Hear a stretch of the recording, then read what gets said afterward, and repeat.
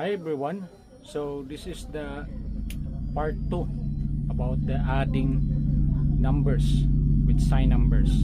Okay, so for example, we have number 1, 1924 plus 260. Okay.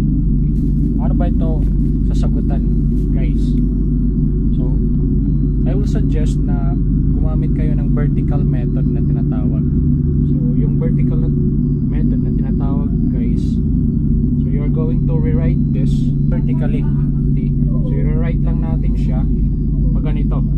Ito yung tinatawag na vertical method, guys, na proseso sa pag-add ng numbers. Okay?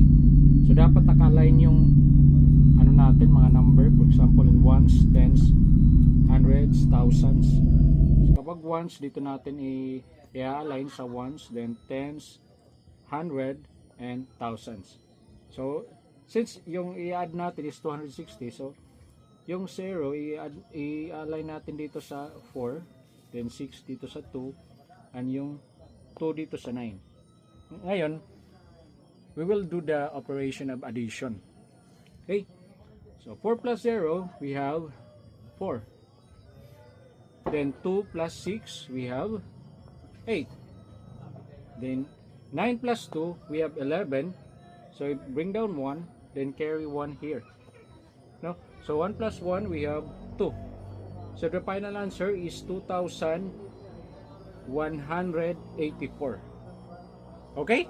For example number 2, ngayon guys, makikita ninyo, di ba, na yung isang number natin is negative, then we have positive. So di ba yung previous topic natin about adding sign numbers, kapag hindi parehas yung sign, we will subtract the number and follow the bigger sign.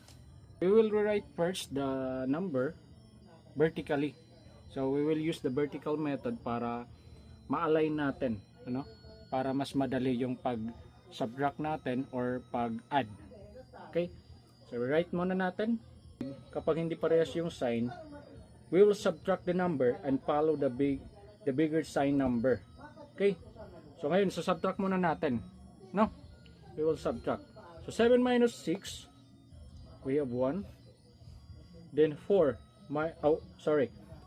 minus 4, okay, we have 4. Then 9 minus 3, okay, we have 6. Then what is the bigger sign number? We have